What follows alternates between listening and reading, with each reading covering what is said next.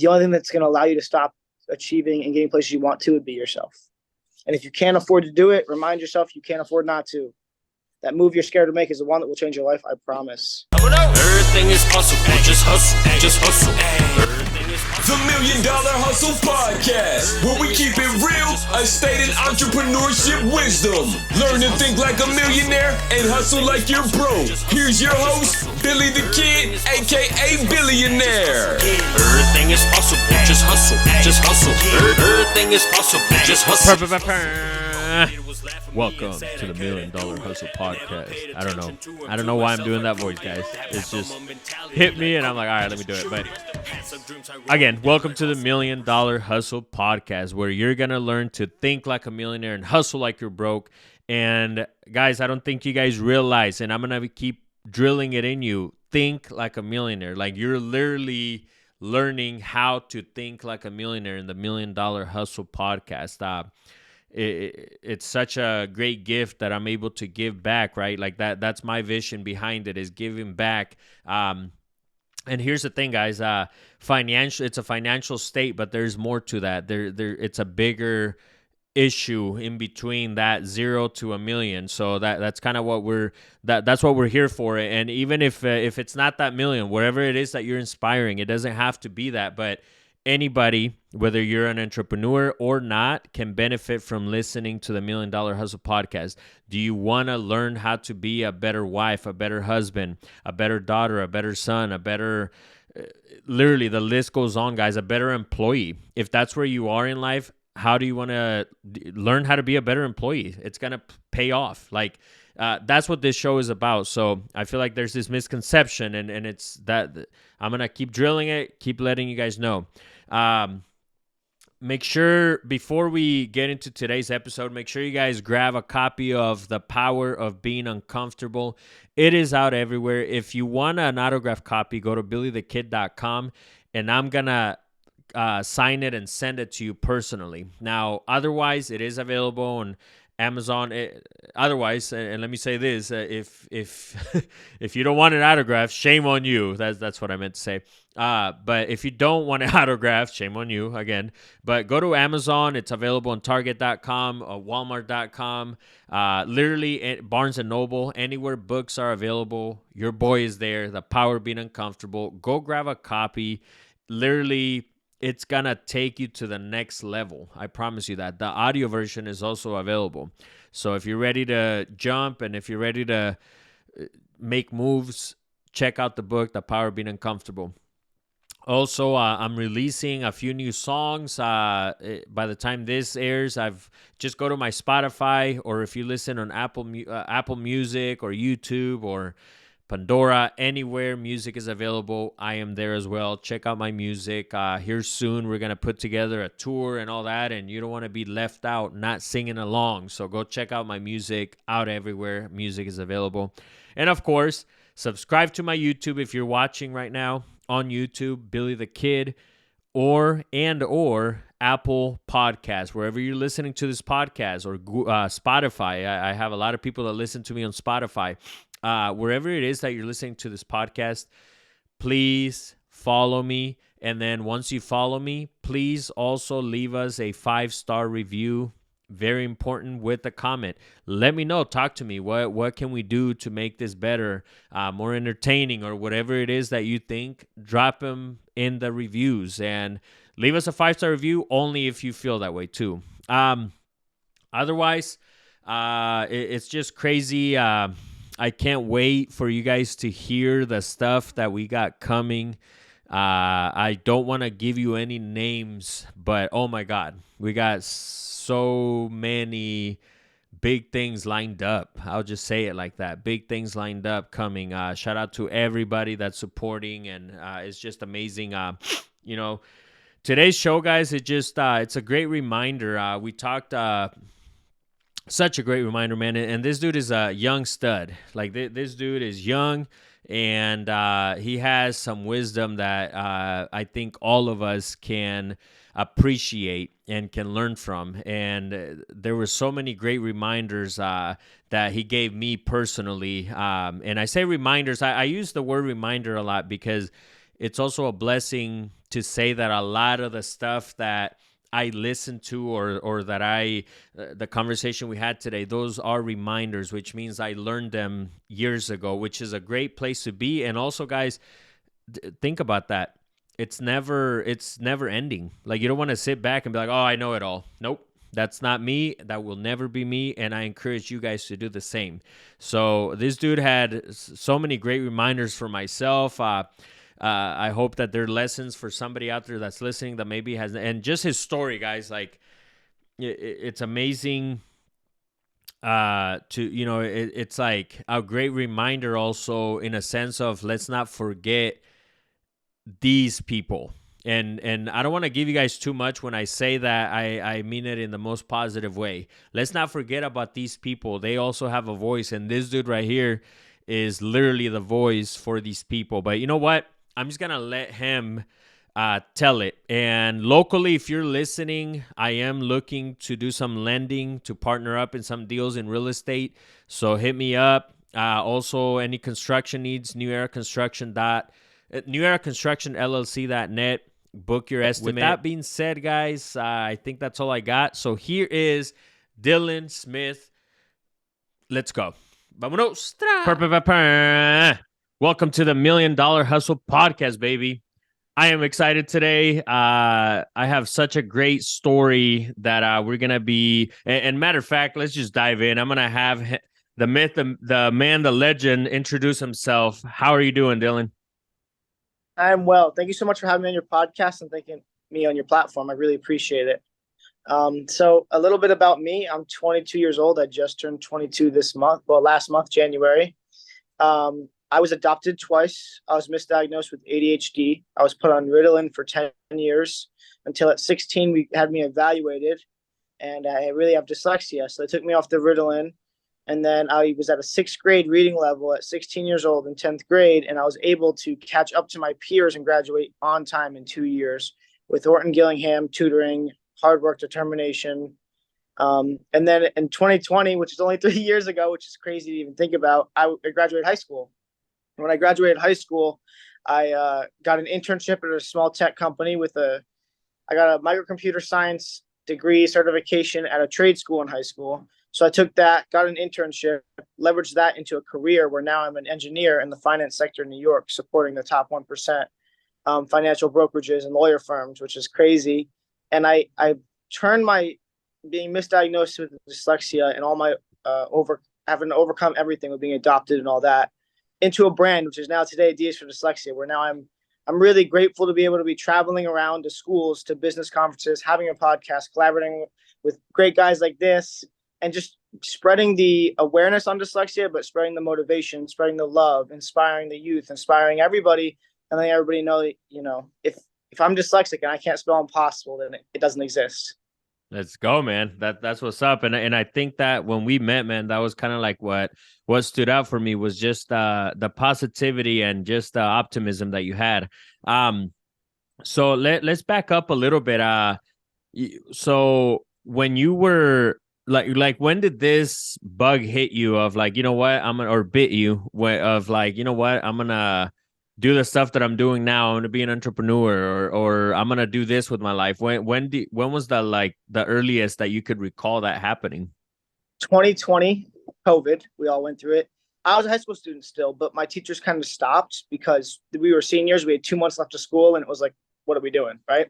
So I had all this time and I started browsing on YouTube and TikTok like we all did because we had nothing better to do. And I found these people, Ryan Serhant, Grant Cardone, Alex Morton, Ken Jocelyn. I started watching them. And then watching them, I started getting energy under me, a fire under my butt. And I was like, you know what? Let me just try to do something. I'm going to go run my campus at my school. In our high school, middle school, and elementary school, one big circle. And to run one lap of the entire campus is 1.8 miles. I ran 3 laps that night. So from couch to 3.5 miles. And I opened up this vortex in my mind. I recommend anybody try this. If you're thinking about it, listen to a motivational podcast or whatever you're passionate about and run or do cardio. Because once your endorphins get pumping, this whole different vortex in your mind that you don't even know you had opened up. So I'm laying on the turf and my mind's going 200 miles an hour. I'm like, wow, that's crazy. I take a shower. I lay in bed. And I never forget how I felt. I felt light. I felt motivated. I felt like there was something there, but I didn't know what it was. And then I couldn't sleep because my mind wouldn't stop racing. So the next night I did 6 miles, hoping it would stop my mind. And then more things were accumulating in my brain, because now I'm racing at 400 miles an hour in my brain, and I have that vortex open, and I'm listening to a new speech. And then the third night, I'm like, you know what? We're going to do 8 miles. Third night, I had the wow, being misdiagnosed, being adopted twice, not knowing I'm dyslexic, surviving through the educational system up until 16, making it through everything, just getting by. There's no way that I'm the only kid or person in the world that's experienced any of it. I'd be selfish to keep these steps, programs, and connections to myself when I know I can help and, hopefully prevent and stop that from others. Because the biggest thing is, like, if you know how it feels and it feels terrible, why would you let others do it? So I felt almost that I needed to. And then I started talking to my phone every night. I'd run and then I'd talk to my phone, and you can look at I was sitting in my car, and I got my first comment after my third video or something like that. I had like 40 followers, and my brain shifted. Like, you know what? Now people rely on this. They need it. Now it's not about me just trying something. Now I have to be there for those who really need it. And I just kind of kept pushing along on that mindset. What was there any moment of, we'll call it, I don't know if we should call it fear, but of kind of like, because you're young, man, like let anybody listening, I mean, at that age, and for you to have the courage to pop up on social media like that, what was there any moment that you doubted it, or maybe there was a fear or anything like that? I'm human. I doubt myself all the time.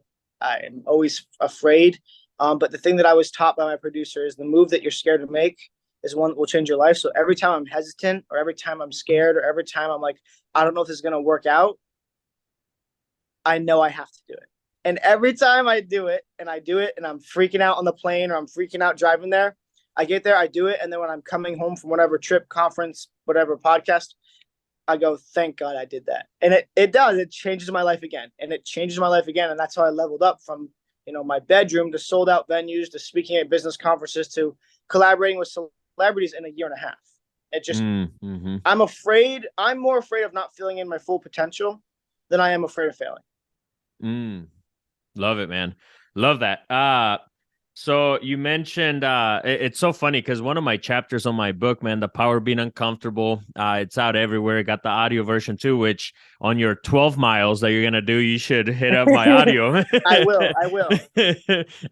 But it's out on Audible. And I bring that up because there's a chapter on there, and you literally just like stamped it when you said that the move that you're scared to make, right? Like that's and it's actually psychology, and it's on my book because there is a book on fear. What you're fearing right now, what you're scared of is the sign of the thing that you need to do next. And I know people that listen to my podcast, I've said that over and over, but it is a chapter in my book. So I love that you mentioned that, man. I do have a question. You mentioned which those were heavy words, and I think I know the answer, but you mentioned you survived the school system. Why do you say it like that? So the special education system and the schools are not really built to cater to those who have special needs or disabilities. So they kind of push everybody through, and what they do is they filter you out. So they put a bunch of people in one room, and it's a small class, which also makes the bullying worse. Because when they put everybody in one class with disabilities, I'm just dyslexic, right? But I'm in a class with autistic kids, with Down syndrome kids, with people who have dysgraphia, people who are mentally retarded. So when you walk out of that class at 16 years old and your peers see it, they automatically start making fun of you. They automatically count you out. They automatically call you the stupid kid. They automatically think you're retarded. Because if you're coming out with all those kids, it's like, no, also nothing wrong with them. They're all very intelligent in their own ways too. But in high school, it's very judgmental, and they always filter it out to try to help, but it hurts you socially. And it also makes you feel like you are less, like you are retarded, like you are the stupid kid. So what I had to do is, how do I stand out in the big classes, and how do I stand out in the small ones? Let me figure out how I can get by. Because, we all had those kids who sat in the back of class, didn't care, vaping on their phone, not paying attention, making jokes, staying in the bathroom all period. I need to make sure the teachers knew that wasn't me. Because I was getting 50s in class. I was failing. I didn't know what was going on. I couldn't pass a test. I said, how can I stand out? How can I be a purple cow? Right? well, how can I make sure these teachers know I'm here for it and it's not my fault that these grades are the way they are, and effort's no lack there. So I was asking teachers, can I come in an hour before class? Because the teachers show up at like class starts at 7, teachers are in at 6. Can I come in at 6 and work with you on these questions? Hey, I have lunch period 6. Can I come in during lunch and work with you at social studies? Hey, I'm gonna skip gym. Hey, gym teacher, I am gonna fail this class. Can I go to this class? They always say yes. So during gym, okay. And then after school, my friends go play, they go and play Xbox and stuff. I'm going to a tutor. No, I'm actually asking teachers, can I stay after school with you? Then I'm leaving there. I'm going to my sport. After the sport, I'm going to a tutor. And the biggest realization that I give to people when I go into schools that nobody really realizes is the perspective of, coming to school when school starts, going to lunch, going to gym, hanging with your friends after school, not having to stay after with the teacher. Those are luxuries. They're luxuries to most of the kids, and they don't even understand. I think it's owed to them. But that's something that it taught me is like, 1, I had to outwork everybody. 2, I had to leave an unforgettable impression. 3, I had to make sure the teachers knew I was trying, and it's all hard. It's all effort. I'm just really, there's something wrong here. So when I was getting the Strive Awards and the Signature Student Awards and like these award ceremonies, everybody's like, why is there a retarded kid here? It doesn't make sense. But I was really outworking all these kids. And after putting in all that work, I'm probably putting in double the hours my peers are. I'm still getting 50s. I'm still failing tests. I'm still failing homework. Which honestly helped me a lot in the business world. That work ethic, the people skills, the relationship building, the networking, it helped me so much when I got in the business world. So for the people that are listening that have no idea what dyslexia is, can you explain it? Yeah, so it's so first thing I always tell everybody at schools and stuff is, the biggest thing with having dyslexia is a lot of us kids feel that we are backwards, but in reality, I let everybody know the words are what is backwards. You're not. Like, and disability could mean whatever the dictionary says, but in my mind, it means different ability to think differently. You are no less. You are not worth less. You are not capable of less. You just have a different way of thinking. So you're not less. You're smart. You're actually, a lot of dyslexics are smarter than most. But dyslexia is where if you read on a sentence, if anybody ever watched the Jetsons, for those oldies out there, you know how the cars fly around. So if you stare at a page with a lot of words, the sentences will fly around the screen like this, and the letters inside the sentences flip. So how are you going to read? It's like you're drunk and you're drunk or something, right? So you have to learn how to decode it. So what we used to do is put papers over, and you'd read sentence by sentence, sentence by sentence, and then you'd have to read it 3-4 times to understand the one sentence. It's hard, but I'd never change a thing because of everything I went through is because of who I am now. Yeah, I love that. And you did mention that while you were in school, in high school, you did mention that you mentioned bullying. What were some experiences that you had to go through that you look back now and you're like, you know what, that experience did make me a better person. It did teach me this. Like, what are some lessons that you learned from that? With all of your peers counting you out without you saying a word, with all of everybody thinking you're a stupid kid. And when I was taking off the Ritalin that I wasn't supposed to be on, my body had a chemical imbalance. So 16 years old is the most judgmental time of your life, I assume. And I ballooned up to 160 pounds. And you met me in Atlanta. I'm 5'3". I'm not tall. So 160 pounds is a big boy at this height. So now I'm the fat kid. I'm the stupid kid. I'm the retarded kid. You always felt you had to prove yourself when I really didn't. But it did teach me, like, when I need to prove myself, as you knew, leaving that first impression. Here's who I am. Here's why you want to listen to me. Here's what I'm about. Boom. I probably gave you a pitch in 80 seconds and we were connected immediately. So I'm grateful for that, right? With the having to go in with the teachers, build those relationships, leave that impression, have a hard work ethic. And then with the bullying, having to prove myself has helped me get far in the business world. Like, you're going to listen to this 22-year-old kid. Here's why. Yeah, no. And that's definitely a big bag to carry, if you will. And so during those moments when, and this was prior to you kind of doing the running and all that, and how was that? How did you feel at that moment? Like, can you go back to that and just kind of let us know, like, when people did call you fat kid or all those names, right? Like, what was, how did you stay strong then, since you didn't know what you know now, if that makes sense? one win a day. So if I go into school early with Miss Kondelka in math and I figure out one problem, not the entire equation or how it all works, but one problem. Okay, Dylan, you figured out one problem. You got it right without the teacher. You can come back tomorrow. And tomorrow I'm in social studies and I understand exactly what happened in this war and what happened there with World War II and the Holocaust. Okay, Dylan, you understand that? You can come back on Wednesday. The biggest thing is what do most people do when it's raining and they leave work, right? We're stuck in traffic. This sucks. I hate my job. It's raining. I hate the weather. This perspective of there's always a positive side. There's a bright side to everything. So when I now, with this perspective, I'm very blessed to be where I am. I'm very grateful. I've got a lot of gratitude for those I'm surrounded by. I'm grateful to be catching with you now. When the difference between me and most is if it's raining and I'm driving home, I'm in my brand new car. I'm listening to my favorite song. I left the job that I worked so hard to get. I've got a job which most don't have. It's raining, which means there's a rainbow coming. I can't wait to see the rainbow.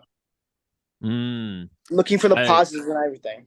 Yeah, that's what I was gonna say. I love that it makes me think of there's so many memes like on social media at least where it shows that where it's like it's raining, but one person's looking out the window and they're crying, they're sad. And then there's these other person, like you said, where you're looking out the window. Oh my God, I can't wait for the rainbow, right? Like if people only knew how important that is in life, like if you practice that in life, no matter what life throws at you, there's always a reason. And the crazy thing, Dylan, is that when you look back, there was always a lesson, right? Like there was always something that you took out of whatever it is that you went through. But what I love is like you're literally bringing up the simple things. And if you could elaborate a little more on that, like how important is it for people to do that in the daily? I think it's something you could do in the daily. Like even me right now, literally, I came down here to my podcast room, to my studio, and every single time that I sit in this chair, I remind myself how far I've came because this is what it's all about, right? Like this, I'm doing what I love. Like it, Yeah. like it's 11:20 a.m. Central Time here where I'm at right now, and normally society would want you to wait till it's noon for you to take your lunch 30 minutes and you have to be back to whatever. And I feel like that's what you also mentioned, like the whole school system, which I want to touch a little more on. It's so crazy because that's literally all they're teaching you. They're teaching you how to function with a certain schedule, how to listen to people. So that way, when you go to the corporate world, and so it's almost like they're shutting your mind down. But if you could elaborate a little bit more on just the being positive and having that positivity. So I want to fill you in a little on why I'm like this. So I was adopted from an orphanage in Russia. And in Russia, they put the 2 to 5 year olds in one room in this orphanage I lived in. And they put all the porridge out on one table and we all had to pick our bed for the night once we got up, right? And it was very cold in the orphanage room that we slept in. So it was first come, first serve. So you had to fight for your food or grab it or hide it and keep it for days. And you also had to fight for your blankets. And there were nights where I didn't win my food and I didn't win my blanket. So we would sleep in our pillowcases, right? We would sleep in our pillowcases because it's so cold and the 5-year-olds are taking our blankets. And no hate to the 5-year-olds, right? We were all in there trying to just survive. And then being adopted into a family and having an alcoholic father on food stamps and seeing a lot of things I shouldn't have seen, right? Being adopted another time by a new father and really being shown all these things. And then being on the wrong meds and then being the fat kid and being the stupid kid. The lesson that I really want everybody I preach this is somebody always has it worse. And if everybody in the world put their problems into one pile around a conference room table, I promise everybody would want to take theirs back. I know they would, because they're not as big as you think they are. And just don't be so sucked up in what's next and where you're going and what you want to achieve in the next 10 years. Live in the moment, live your life. Yes, pursue your goals, but live. I learned that recently. Thank you to a recent connection, but I needed to live more. And everything that is not a necessity, which brings me back to the Russian orphanage, which is food, clothes, and a blanket and a place to stay. Everything else above that is a luxury. And I'll be forever grateful for that. And I have a lot of gratitude for everything plus. So if it's not my bed, my house, and my food, Everything else I'm so beyond grateful for because they're luxuries. Mm. And I think that's where people take things for granted, man. We live in the greatest nation on earth, and we, I say we, but because there is times where I catch myself, right? But I think most people take it for granted. I always go back to even just as simple as even being on like we're doing this through the internet, like like we Yeah. don't have to travel, and there's so many little things that we take for granted, guys, and even just waking up, like you you wake up, that's a win. Like that's the biggest Yep. win you could ever have. You you mentioned you needed to live more. Uh and you seem like there was something that touched you when you said that. Why was that lesson important that you just learned? Like you said you just learned it recently. Can you touch a So little bit on that? yeah, when I was 19, I got wrapped up in the Wall Street world. And I don't know if anybody knows anything about Wall Street, but it's very cutthroat. It's very make time, not excuses. Give me the answer I want to hear. Don't give me bullshit. Don't come to me with a problem. Come to me with a resolution. You're lesser than me. My watch is worth more than your house. Why are you talking to me? Right. So being in that atmosphere at 19, you learn a lot of things. And then starting my own business, I felt that's how every business was run because you're a product of your environment. And I had made friends with crypto traders and internet money, NFT people. And I've been very close to two of them. And Joseph Benacasco and Shania J. I'll forever have so much love and gratitude for them because I came to a crossroads where I had two things on a schedule. I had an opportunity to fly out to Vegas with them or an opportunity to go somewhere else. And 12 hours before I decided I was going, I said, I'm going to Vegas, right? And they invited me weeks in advance. And going to Vegas, it taught me before I felt I had to prove myself, like to hang out with these successful traders. I had to be a successful trader. I had to be a millionaire. I had to be doing X, Y, and Z. But when I went out there, I didn't have to prove myself. I was rolling with these millionaires and these celebrities with these two best, they're family to me now, Shania and Joseph. And they didn't say, she just told me, Dylan, it's always going to work out. I was very high strung, like everything down to the 15 minutes. And now that I'm rolling with the punches, I'm so much happier. I'm so much lighter. I'm so much more relieved. Like, okay, I can't control it. Let's go. Move on. Figure out how to fix it. Right? Like, no sweat. I'm just happier living in the moment. I wasn't living in the moment. I wasn't in the present. And I realized what Joseph had told me is the reason they call it the past, present, and future is because the present is a gift. What do you get on Christmas? Presents. So if you're so focused on the future and the past, you're not enjoying the present you've just been given. And they taught me that. So that was actually December. So I'm very grateful for them.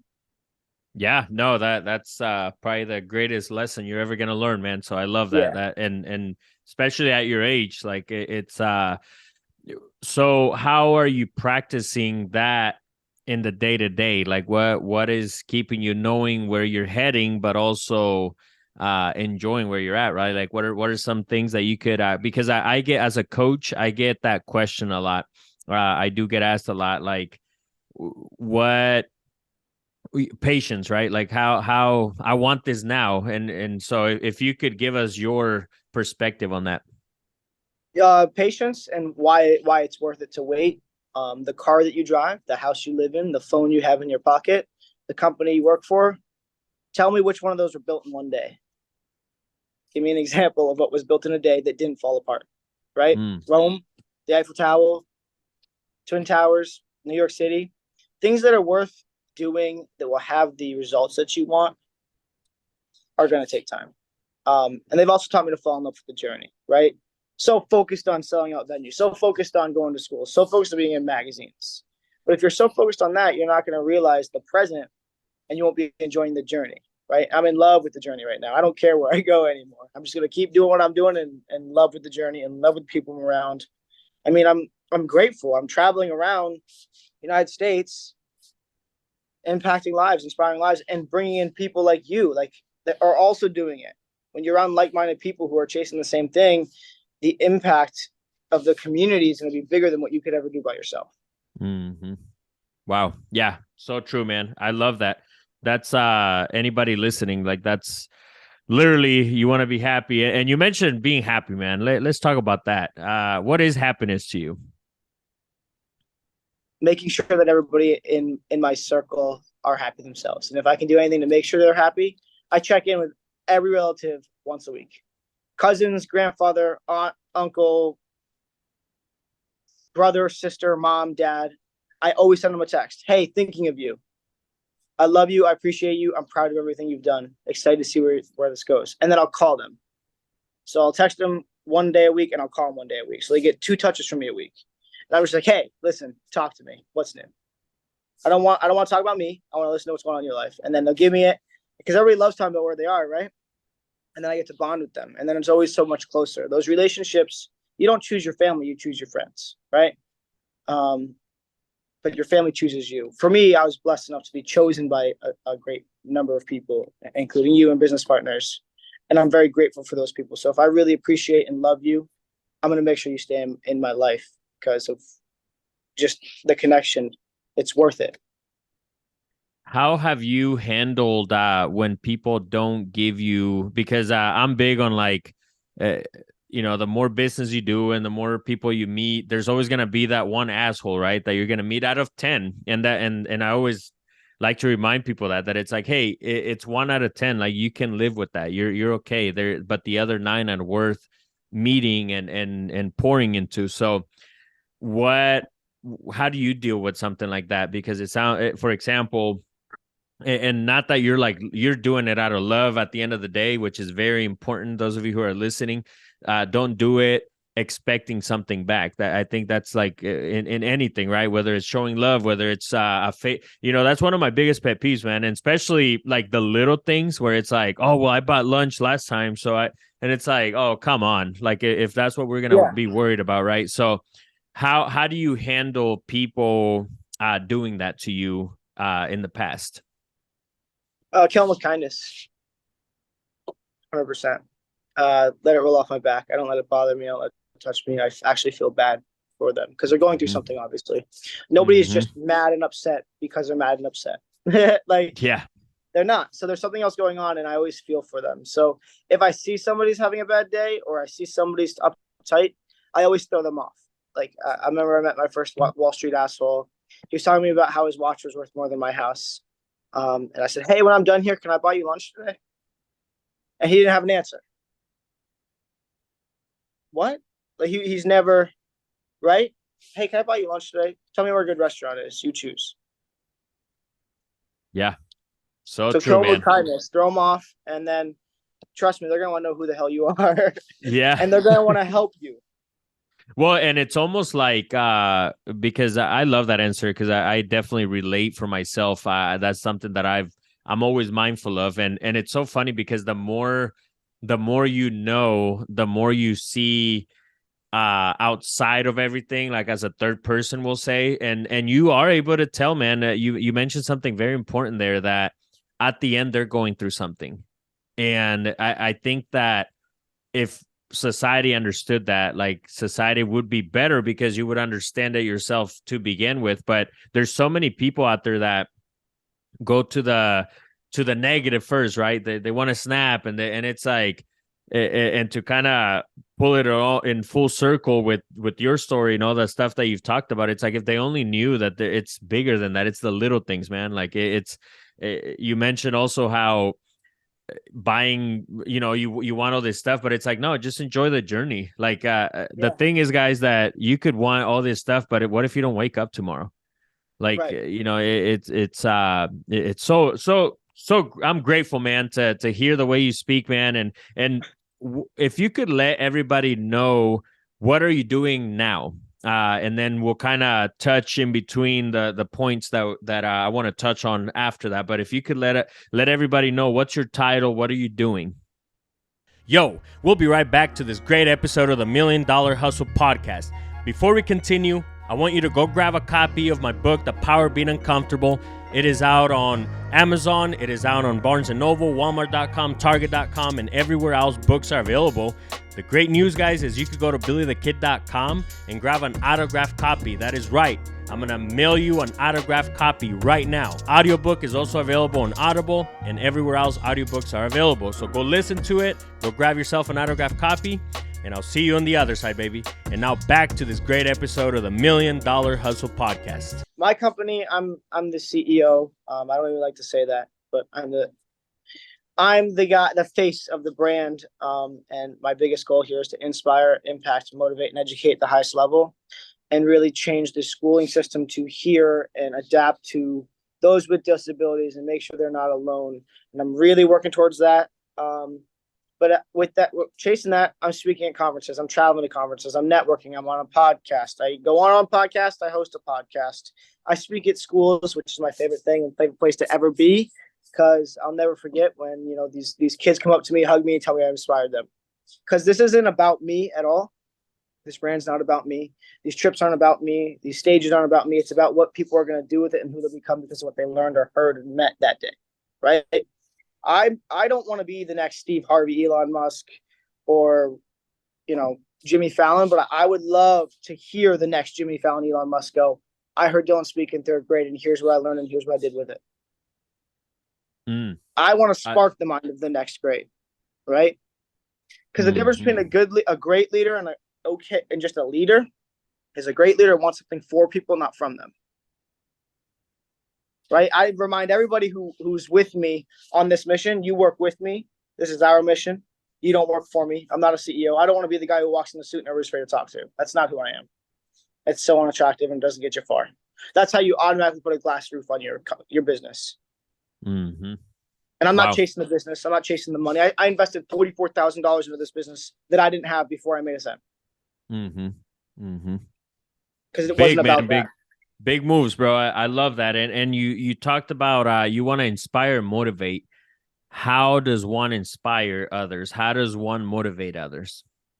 I'm so glad you asked me that. Why do kids in elementary schools want to be an astronaut, a pop star, a movie star, and a music star? Why?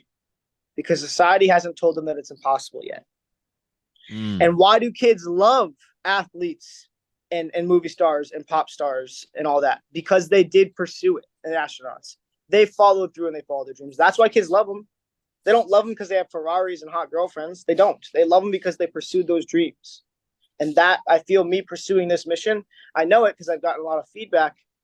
It is impacting. It is inspiring. This is the first year I had my DMs and texts flooded on Christmas and my birthday, because they're a week apart, of just everybody saying how grateful I am and how I changed their lives. And right before I flew out to Miami 2 weeks ago, I was headlining a show, and 5 people came up to me that I've never met and said, "Hey, I've been to your last 5 speeches. Here's how you impacted me. Here's how you inspired me. Can I thank you? Can I have a hug? Can we take a picture?" That's what this is all about. Because what are they going to do with it? That's what's exciting. That excites me. Yeah. No. Wow. That's powerful right there, man. And if there's a 16-year-old kid listening right now that is getting called all the names, right? That stupid kid, maybe he is disabled. He's just getting bullied. And what would you tell that kid listening right now that's going through it? You're beautiful. You're smart. You're intelligent. You're capable. You already are inspiring people. Know that. Because really quick, if we take an example like Jake Paul, right? He's got 20.8 million followers. But if you look at his engagement, he gets 200,000 views on a video. He gets about 50,000 comments, and he gets about 100,000 likes. He's got millions of people who see it, but only 200 engaged, which means, say you have 10 followers on Instagram, you get 2 likes. Those 10 saw it, but those 2 engaged. I don't care what you're doing, where you're going through, where you come from. If you pursue and keep going, you're loved, you're appreciated, you're smart, you're capable, you've got this. Hang in there. And words, people who usually say something to you are also insecure about something. So when they're calling you fat, stupid, retarded, they're insecure about something they're going through. So if they reflect it and bounce it off of you, they feel better about themselves because they aren't retarded or whatever they think you are. Trust me, you're not whatever they tell you because they don't know you. Most people who bully you don't really know you. Yeah. That's powerful right there, brother. Always preaching, man. I love that. So true. And I want to ask you this. If you were stripped naked right now, bro, and what I mean by that is you have $0 in the bank, maybe you're even negative. What are some moves that you would make? So anybody listening out there, what's the first thing that you would do? Work for free, because I did. So I did for the first 2 years of my adult life. 19 and 20 years old, I work for free. Walk up to somebody who has the results you want and say, "Let me work for you for free. for X amount of time. And if you like me, you'll hire me. Because that's exactly what I did. And it's taken me so far. Because then the other person has no reason to say no. Why would they say no to you? Say, let me work for you for free. I just want to learn. I want to build. I want to grow. You learn so much. And people on that other side, that CEO, will have so much respect for you. Because they know you're really about it. Powerful stuff that you've shared, man. It's crazy how young you are and the wisdom that you have. You probably hear that a lot, huh? I do. I heard, so since I traveled this last month and I've been at conferences like where we met, the sentence I hear probably every once a week is, man, if I had your mindset at 22, I'd be so much farther. Wow. It's so funny because with the mastermind that I run, we meet every Thursday, and it's so funny because the youngsters do that a lot to us, right? Like to the older cats. When we hear the stuff that they're doing, it's like, man, at your age, I was out partying or whatever, whatever it was. So I don't know, and I think that there's either side, I think there's always something good out of it because you're getting experience, I think. So even obviously being so young and the stuff that you're doing and your mindset and the conferences that you're going to, man, like you're going to be a beast by the time here in 5 years, man, like 10 years, right? Like you're going to be a beast. And I think it's important, those of you who are listening, who are in that age group or even younger, it's so funny. I was talking to my daughters and, they're 14 and 11. And one of the things I told them was like, can you imagine, like, you're already so far ahead with your mindset that I could stop talking to you now.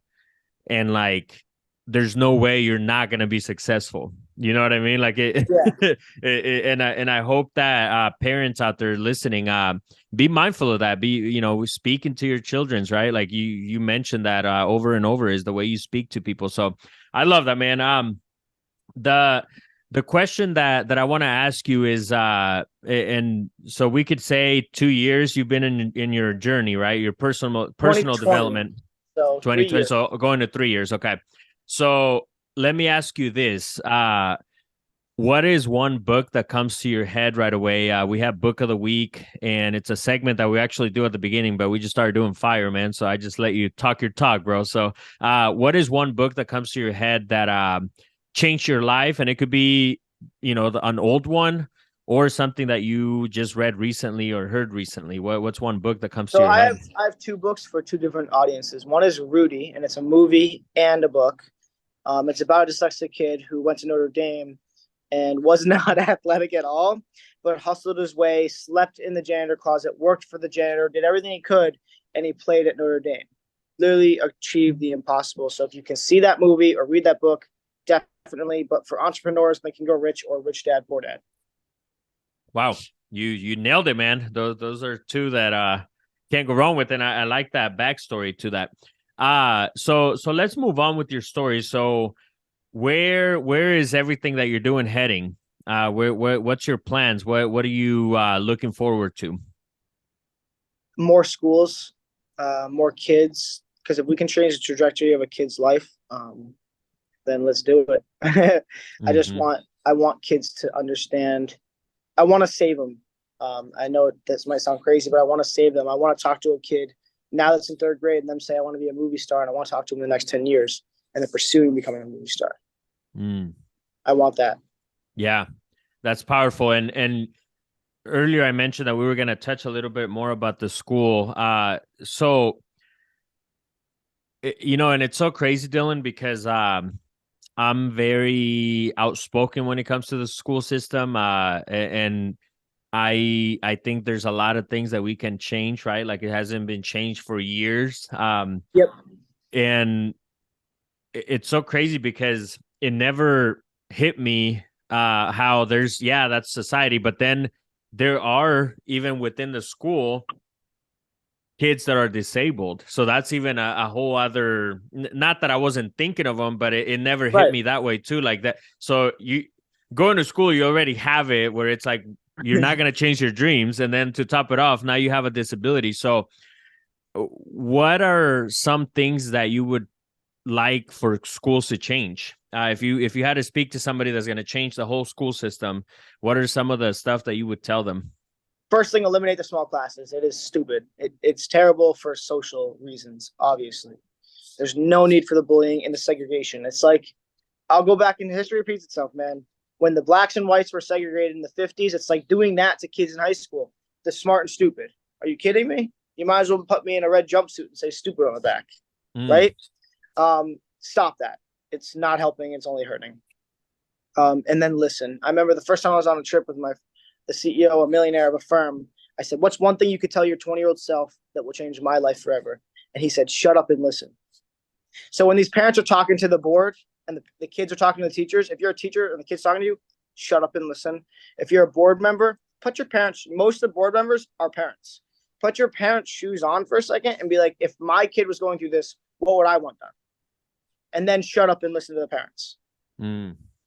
Yeah, so true, man. Yeah, and it's just crazy, man. Every time I think of that whole the whole thing in full circle, it's just it's a great reminder for parents out there. Make sure that what bothers me the most, Dylan, is when you hear, and I see that on social media a lot, where maybe it's a week off that the kids have, and they're like, "Oh my God, I'm so ready for my kids to go back to school." And what does that say about you as a parent? I mean, at the end, you're literally leaving this to, we'll call them a stranger, to basically raise your kid, to pour into your kid when it should be you. And it's funny because people like me, when they're off school, I'm like happy to be like, all right, here's what we're going to do. And, we're going to talk about other things. So I don't know, anybody out there listening, be mindful of that. Be mindful of that. Be grateful. Again, enjoy the time that we're giving to be with each other, man, because life is short. So love it, Dylan. And you mentioned being around millionaires. You've been around some millionaires. What are like 3 to 5 things that stick out that you've learned so far being around people like that? I'm surrounded by millionaires on the daily, which is really crazy. And you are who you surround yourself with, a product of your environment. And I'm on that road. But the biggest thing is 2 big things I learned that I've really carried, and you saw first thing is you have 60 seconds to leave an unforgettable, hardworking impression, or it'll be your last one. And I don't know what my impression was to you, but I don't think I even gave you 60 seconds and you were already hooked into a conversation with me. And then be presentable. You saw how I was dressed. You have to have people want to approach you and listen to you before you even open your mouth. So if I have to wear that suit at a conference, obviously me and we were at a conference with millionaires and celebrities this weekend. Who's listening to the kid who looks 12 if he's not wearing a suit? Honestly, I knew that. I had to come in a suit. I doubt you would even listen to me if I was in a hoodie. I'm saying, you work here? And then your community. If you think about the 5 people that are around you, do they have the results that you want? Are they on the journey and the path of the place that you want to go as well? Because I look at my community and team as a bike chain, right? A bike chain is made up of what? Individual links. Each link represents somebody in your community. If you break a chain on a bike, a link, if one link breaks, does the bike go anywhere? No, because the chain can't spin because it broke. So that's why when people say you're as powerful as the weakest link, that's why. Because if the link breaks, the bike's going nowhere anymore. The whole bus is stopped. So reevaluate your circle. Yeah, those are powerful words of wisdom right there, brother. I love it. And it's so funny because you mentioned being presentable, and that was like literally how you came at. You were like, "Hey man, I like your shoes. I like the way you're dressed." Like that was literally the first impression that you left. So I love that. And obviously in return, right? Like I said it back because you were. So I love that, dude. That's awesome. And it's cool to hear it. That it's something that you practice, right? Like it wasn't just, I feel like a lot of people need to be intentional in what they need to do in the practices that they need to be doing. They need to know where they're going in order for them to act that way, right? So I love that. And as much as I hate to wrap it up, Dylan, I could sit here and talk to you, man. You got a lot of wisdom. At the end of our show, we have some questions that we ask every guest, and I wrote again, the power of being uncomfortable. And what is one way, because there's many ways, but one way that stands out that kind of changed your life, we'll say, that you got uncomfortable and it paid off? We'll be right Before back. we continue, Go subscribe to Billy the Kid YouTube. then it's Billy, DHAKID. Also, go follow Billy the Kid Music on Spotify Pandora, Apple Music. and everywhere else. Music is available. And now, back to this great episode. Let's go. Hopping out the two though, we're number 2 foe. Feel like Kobe though I'm winning, need to do more. My mama sorry, college wasn't for me. Street smart, no degree, just like Kobe. Self-made boss with a suit like a mogul. I'm the new era, you see it on my logo. So I'll open up with this. Staying in your comfort zone is what will kill your dreams. 100%. I am now at a point where I'm more comfortable outside my comfort zone than I am inside. And when I get scared or I'm afraid or I'm uncomfortable about a decision, I know I need to do it. That's it. And I've never regretted it. It's just like, it comes back to, have you ever said you're not going to go to the gym? Yes, we all have. But the next day we all go, I should have went. But if you ever said I shouldn't go, but I'm going to go anyway, and the next day you go, oh, I should have stayed home. Nobody ever says that. So I remind myself that same analysis. I've only skipped the gym twice in 3 years because I remind myself, oh, those 3 times I regretted not going. So when I was 19, I got invited to a business conference in Miami. I had $1,000 in my bank account. The ticket was $700 plus a plane ticket. We're negative already. But what am I missing? A hotel, food, etc. So I slept on a shelf underneath a TV with a whole production crew, got into a hotel room, and I had one suit. It's like what was it? A TJ Maxx blazer, which is a button up in khakis, literally. You can pull the pictures up. And when I got in there, I was incredibly uncomfortable. When I'm already out in Miami, I'm already broke. What am I going to do? Take full advantage and make sure this trip is doing everything and anything that I needed to do for me. Because if a flight canceled, I'm stuck out here, literally. So I ended up meeting Floyd Mayweather that weekend, Rich the Kid. I ended up partying with millionaires, leaving the right impression on the right people. And it for sure changed my life. So you could definitely say it was worth it, brother. 100%. That's awesome, man. That just shows, guys, those of you who are listening, take risks. Like, what are you waiting for? Like that's literally what this is all about, is taking risk. And it's so funny, Dylan. I feel like that never leaves you. Like the different levels that I've been through, with my mindset, with my journey overall, financially and all that, it doesn't change. As far as like, there's always that like 1 second that pops up, and then you have to almost like you have to tell it off, right? Like, hey, nope, Yep. that like I'm doing that, and I feel like those of you who are listening, be mindful of that voice. Be mindful when that comes in, and take risk. Whether it's coaching, it's seminars, like. Surround yourself around these people, guys. Like it's literally a thing. Yeah, so I look at it. I can promise you. The way I looked at that moment was that I had 3 people that was going to go with me, and I ended up in that group, only one going. And I jumped on a plane with 5 strangers that were just going. And they said, well, we can't afford to do it. And I said, well, I can't afford not to. Wow. Powerful. I can't afford not to. Love it, And man. I look at that with everything. Wow. Yeah. I love that. Love it. And my other question that I have for you, if you were to look back at your younger self, what would be some piece of advice you would give yourself now? Shut up and listen. If I was talking to 16-year-old Dylan, he's got to shut his mouth. He does. He needs to shut his mouth. But he also wouldn't believe that I exist and accomplished what I have today. He'd be proud of who we are. If I'm talking to him, shut the hell up. If he's talking to me, in disbelief of what the accomplishments are and the road that we're on and the people we're surrounded by. Love it, man. And then if there was 3 steps to success, bro, and if you do these 3 things, you're not going to fail. You're going to be successful. And matter of fact, $1 Million Hustle is basically what mindset do you need to have in order for you to become a millionaire? Or I interview millionaires that have already done it, and they give us those habits. So if you were to answer this question, what are 3 habits that you need to have? And if you do these 3 things, you will accomplish your $1 Million Hustle. What are the 3 things? Go find the people that have the results you want. surround yourself with them, ask them the right questions, leave the right impression on them, work for them for free, have a very good regimented schedule, work out every day, stay consistent, and stay the course. Love it. And then if you were to write a book, Dylan, what would be the theme and title of it? Defying all odds. And the theme would be how to defy the odds. Because I know it goes back to, I know there are people who go through more and have been through more and are having it worse that are doing more than I am. So it'd be my story, but I'd also actually interview a lot of people to get their stories in the book too. So if anybody were to read it or listen to it or watch it, if it were a movie, it would be inspirational, motivational, but also have the steps into how to defy the odds, starting with mindset, community, regiments, workouts.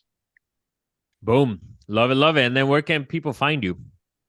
You can look me up on Google at Dylan Smith Dyslexia, and anything you could ever want or listen or watch or see of me pops right up.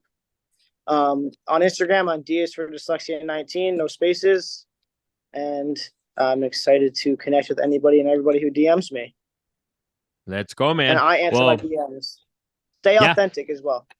That's everything. Authenticity. Seriously. I've been in my mastermind. I had a whole talk about that, man, a couple months ago. And I think it's so important.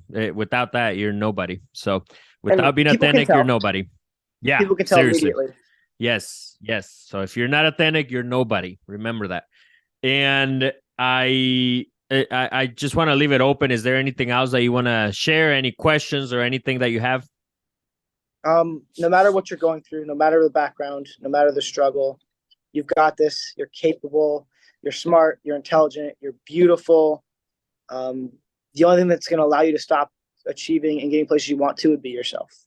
And if you can't afford to do it, remind yourself you can't afford not to.